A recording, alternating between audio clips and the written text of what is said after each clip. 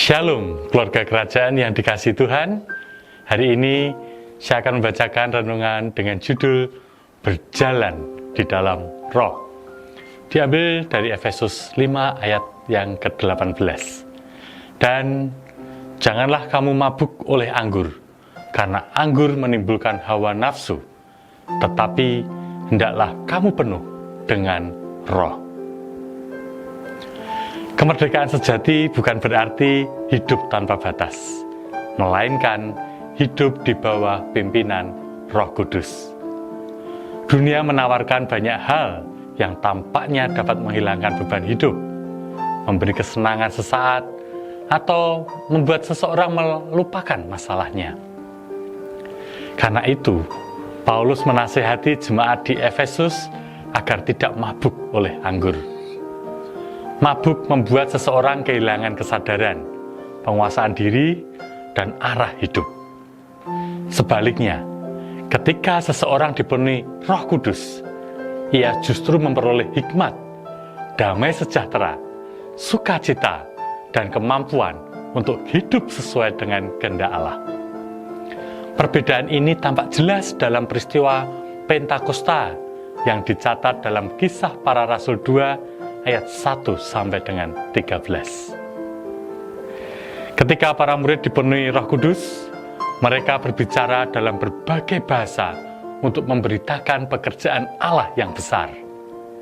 Sebagian orang yang menyaksikan peristiwa itu mengejek mereka dan berkata bahwa mereka sedang mabuk oleh anggur. Namun Petrus dengan tegas menjelaskan bahwa mereka tidak mabuk, melainkan sedang mengalami penggenapan janji Allah melalui pencurahan Roh Kudus. Kehadiran Roh Kudus tidak membuat mereka kehilangan kendali, tetapi justru mengubah murid-murid yang sebelumnya takut menjadi saksi Kristus yang berani memberitakan Injil kepada banyak orang. Saudara, saat ini apa yang sedang menguasai hati kita? Apakah kita mencari pelarian pada kesenangan dunia, pengakuan manusia, atau kebiasaan yang menjauhkan kita dari Tuhan? Ataukah kita setiap hari memberi ruang bagi Roh Kudus untuk memenuhi pikiran, perkataan, dan tindakan kita? Berjalan dalam Roh berarti terus membangun hubungan dengan Tuhan melalui doa, firman, dan ketaatan.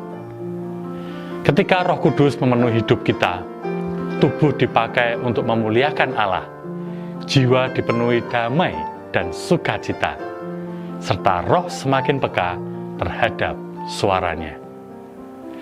Inilah kemerdekaan yang sejati di dalam Kristus. Hidup yang tidak lagi dikuasai oleh dosa atau hawa nafsu, tetapi dipimpin oleh Roh Kudus untuk menghasilkan buah roh yang memuliakan Tuhan. Amin. Jika keluarga kerajaan semuanya merasa terberkati dengan renungan hari ini, bisa like, komen, subscribe, dan share renungan harian ini ke lebih banyak orang agar menjadi berkat. Terima kasih, Tuhan memberkati.